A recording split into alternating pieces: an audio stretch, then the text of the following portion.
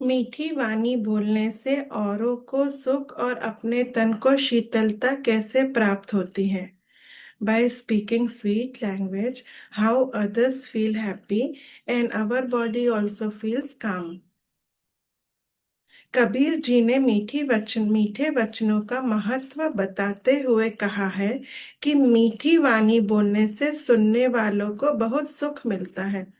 Kabir ji is telling the importance of sweet words, that by speaking sweet words and sweet language, the listeners feel very happy.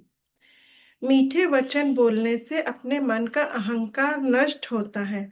By speaking sweet language, our proud will end. और तन को भी शीतलता मिलती है, and our body will also feel calm. इस प्रकार मीठे वचन बोलने वाले और सुनने वाले दोनों को ही शांति व आनंद प्रदान करते हैं। So by speaking sweet language, the speaker and the listener both feels peace and happy. दीपक दिखाई देने पर अंधियारा कैसे मिट जाता है? साखी के संदर्भ में स्पष्ट कीजिए। By seeing the candle, how the darkness end. Explain in the context of साखी। कबीर जी कहते हैं कि अहंकार को त्याग कर ही ईश्वर को पाया जा सकता है। Kabir ji says that we have to leave our proud, then only we can come closer to the God. जैसे दीपक का प्रकाश अंधकार को मिटा देता है, the light of the candle will end the darkness. वैसे ही ज्ञान रूपी दीपक मन के अहंकार रूपी अंधकार को नष्ट कर देता है। So same like that, the knowledge candle here is for knowledge. So when we have knowledge, then that knowledge will end the darkness. Darkness here is for ahankar, proud.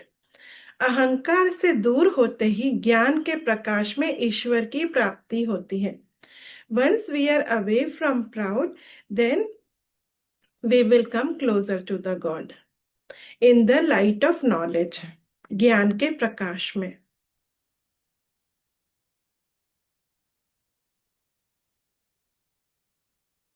ईश्वर कण कण में व्याप्त है, पर हम उसे क्यों नहीं देख पाते? ईश्वर is present in every particle, but why we are not able to see him? Kabirdas ji का मानना है कि ईश्वर कण कण में समाया है। Kabirdas ji believes that Ishwar is in every particle, किंतु हम अपने अज्ञान के कारण उसे नहीं देख पाते। But we don't have knowledge. That is the reason why we are not able to see him. जैसे हिरन कस्तूरी की अपनी नाभि में होते हुए भी उसकी सुगंध के आकर्षण में जंगल में इधर उधर भटकता है। So Kabir Das ji is giving the example that the animal deer, kasturi is musk and nabhi is navel. So the musk is inside its body, it is in his navel, but he is not aware of it, and he is searching that fragrance here and there in the whole jungle. He is attracted to that fragrance and he is searching in the whole jungle. वैसे ही अज्ञानता में मनुष्य अपने हृदय में ना देखकर ईश्वर को यहाँ वहां खोजने की कोशिश करता रहता है। So when we don't have knowledge, we will not see inside our heart, but we are searching, we are trying to search the God here and there. कोशिश means trying, खोजना means search. यहाँ वहां and उधर इधर उधर is same, that is here and there. संसार में सुखी व्यक्ति कौन है और दुखी कौन? Which person is happy in the world and which is sad? यहाँ सोना और जागना किसके प्रतीक है? So here sleeping and awake, so it is representing what? इसका प्रयोग यहाँ क्यों किया गया है? Why they are using this here? We have to explain. Kabir ji कहते हैं कि लोग संसार को सत्य मानकर इसके सुख का आनंद लेते हैं। Kabir ji is telling that people think that this world is only truth. and they are happy and they are enjoying. So these people are सुखी व्यक्ति, happy person. यहाँ अज्ञानता की नींद में डूबे ऐसे ही लोगों के लिए सोना शब्द संसार की नश्वरता का ज्ञान ना होने का प्रतीक है. So अज्ञानता means you don't have knowledge that this world is mortal. So that's why he is using the word sleeping. नींद also means sleep. नींद में डूबे, immersed in sleep. दूसरी ओर जो लोग संसार को असत्य मानते हैं, other side, the people who knew that this world is not the reality, it is not the truth, वे स्वयं को ईश्वर से दूर पाते हैं. Then they find themself away from God. That's why they are sad. या ईश्वर से विरह, सेपरेशन फ्रॉम गॉड में जागरूक ऐसे ही लोगों के लिए जागना शब्द. So the people who are away from God, so they are aware that we are away from God. So for these people, the Kabir Das ji is using this word jagna, awake. शब्द संसार की नश्वरता का ज्ञान होने का प्रतीक है, and it is symbolizing that this world is mortal. Kabir ji सांसारिक सुखों को त्याग कर ईश्वर भक्ति के लिए प्रेरित करना चाहते हैं. Kabir ji wants to inspire us for the devotion of God. He wants us that we should leave all these worldly pleasures.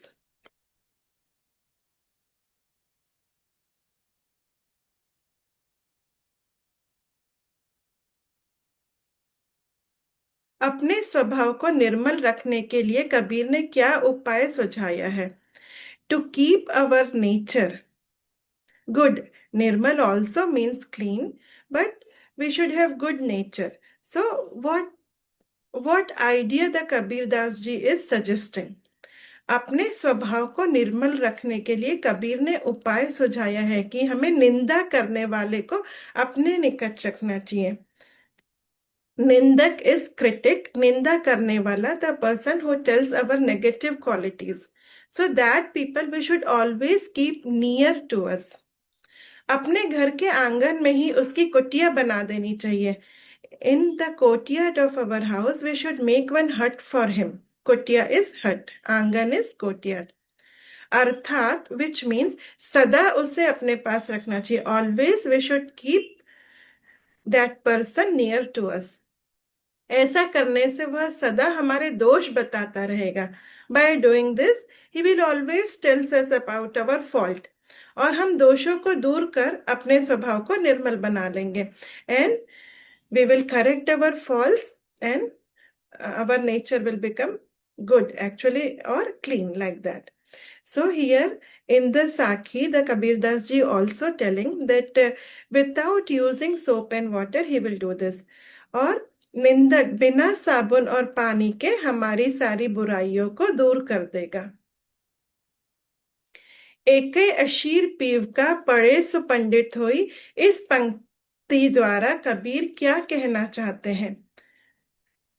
If you study one alphabet of love, so here the one alphabet of love of God, पढ़े so you can become scholar. So by this line, what the poet wants to say, Kabir Das ji ईश्वर की भक्ति को महत्व देते हुए कहते हैं. Kabir Das ji is giving the importance of the devotion of God. That धार्मिक ग्रंथों को पढ़ पढ़कर अनेक लोग इस संसार से चले गए. By reading religious books, many people went away from this world, means they died. किंतु कोई सच्चा पंडित नहीं बन पाया. But nobody became true scholar. दूसरी ओर जो व्यक्ति ईश्वर प्रेम का एक अक्षर पढ़ लेता, if you will study one alphabet of love for your God, you can become true scholar. विद्वान is scholar. उनको धार्मिक ग्रंथों के रचने को बराबर मानते हुए उन्होंने धार्मिक ग्रंथों के रचने को बेकार मानते हुए प्रेम और ज्ञान को श्रेष्ठ बताया. He is telling just learning the religious book is useless. प्रेम को ज्ञान से श्रेष्ठ बताया है. The love for your God is greater than the knowledge. Kabir की उद्धत साखियों की भाषा की विशेषता स्पष्ट कीजिए. We have to tell the importance or the special points about the language Kabir is using in the Sakhi. Kabir की साखियों की भाषा को सधुखड़ी और पंचमेल खिचड़ी नाम दिया गया है. So Kabir's language in the Sakhi is given the name of Panchmel, Khichdi and Sadhukdi. उनकी साखियों में अवधी, राजस्थानी, भोजपुरी और पंजाबी भाषाओं के शब्दों का प्रयोग है. So he is using the words of all these languages. यह दोहा छंद में लिखी गई है. दोहा छंद is the type of writing. प्रत्यक्ष ज्ञान पर आधारित इन साखियों में गयता प्रतीकात्मकता के गुण के साथ अलंकारों को सहज प्रयोग दिखाई देता है. प्रत्यक्ष ज्ञान means whatever Kabir ji was seeing with his own eyes. So the practical knowledge, this Sakhi is based on his practical knowledge. And in this Sakhi, lyrics, figure of speech, everything he has used.